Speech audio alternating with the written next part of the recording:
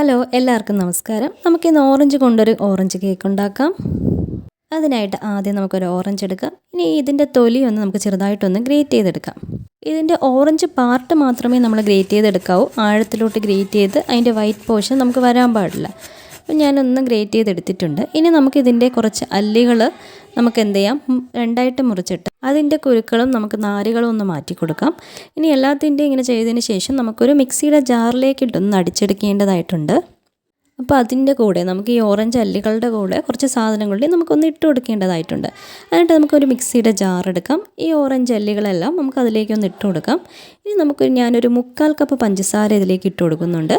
പിന്നെ ഒരു 1/2 cup sunflower ഓയിലും പിന്നെ 2 മുട്ടയും കൂടെ ചേർത്തിട്ട് നമുക്കിതൊന്ന് നന്നായിട്ടൊന്ന് അടിച്ചെടുക്കേണ്ടതായിട്ടുണ്ട്.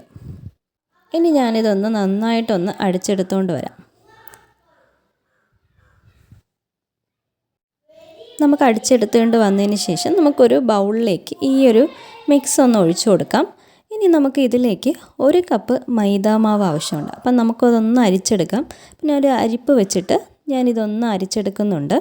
ഇനി നമുക്കിതിലേക്ക് 1 ടേബിൾ സ്പൂൺ നമ്മുടെ ബേക്കിംഗ് പൗഡറും കൂടി നമുക്കൊന്ന് ഇട്ട് കൊടുക്കാം. ഇനി ഒരു 1/4 ടീസ്പൂൺ നമുക്കൊന്ന് ഉപ്പും കൂടി ഒന്ന് ചേർത്ത് കൊടുത്തിട്ട് ഒന്ന് മിക്സ് ചെയ്ത് കൊടുക്കാം. നമുക്കൊന്ന് നന്നായിട്ടൊന്ന് മിക്സ് ചെയ്ത് കൊടുക്കാം. ഇനി ഞാൻ കുറച്ച് ഓറഞ്ചിൻ്റെ തൊലി ഗ്രേറ്റ് ചെയ്തില്ലേ, അതിലേക്ക് ഞാൻ കുറച്ച് ഉണക്ക മുന്തിരിയും കൂടെ ഇട്ട് കൊടുത്തിട്ടുണ്ട്. പിന്നെ നമ്മുടെ കുറച്ചൊന്ന് താഴ്ന്നു പോകാതിരിക്കാനായിട്ട് കുറച്ച് മൈദയും കൂടെ ചേർത്തിട്ട് ഈ ബാറ്ററിലേക്ക് നമുക്ക് ഇട്ട് കൊടുക്കാം. ഞാനിവിടെ കേക്ക് ബേക്ക് ചെയ്യാനായിട്ട് ഒരു ബേക്കിംഗ് ട്രേ എടുത്തിട്ടുണ്ട്. അതിലേക്ക് ഒരു ബട്ടർ പേപ്പർ വെച്ചിട്ട് അതിലേക്ക് കുറച്ചൊന്ന് ബട്ടറൊന്ന് തടവി നമുക്ക് ഈ ബാറ്റർ ഇതിലേക്കൊന്ന് ഒഴിച്ചു കൊടുക്കാം. ഇനി നമുക്ക് ഇതൊന്ന് ചെറുതായിട്ട് ഇങ്ങനെ ഒന്ന് തട്ടി കൊടുക്കാം.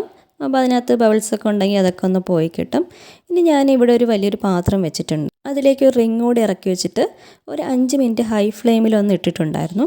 ഇനി നമുക്ക് ഈ കേക്കിൻ്റെ മിക്സ് ഇതിലേക്കൊന്ന് ഇറക്കി വെച്ച് കൊടുക്കാം.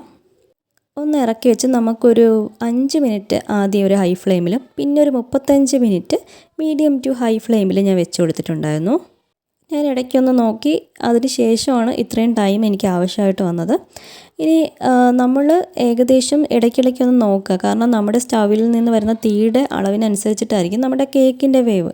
അപ്പോൾ നിങ്ങൾക്ക് തീ കൂടുതലാണെങ്കിൽ മീഡിയത്തിലോട്ട് മാറ്റുക. എനിക്ക് തീ കുറവായതുകൊണ്ടാണ് ഞാൻ മീഡിയം ടു ഹൈയിലോട്ട് വെച്ചത്. ഇനി നമ്മുടെ കേക്ക് വന്നിട്ടുണ്ട്. ഇനി ഒന്ന് തണുത്തതിന് ശേഷമാണ് ബട്ടർ പേപ്പർ മാറ്റേണ്ടത്. ഞാൻ വീഡിയോയ്ക്ക് വേണ്ടി കുറച്ച് നേരത്തെ മാറ്റിയപ്പോൾ ആ സൈഡൊന്ന് കട്ടായി പോയിട്ടുണ്ട്. ഇനി പക്ഷേ കേക്ക് നല്ല സോഫ്റ്റായിരുന്നു. അതുപോലെ നല്ല കേക്കിന് ഓറഞ്ചിൻ്റെ ഫ്ലേവർ നന്നായിട്ടുണ്ടായിരുന്നു.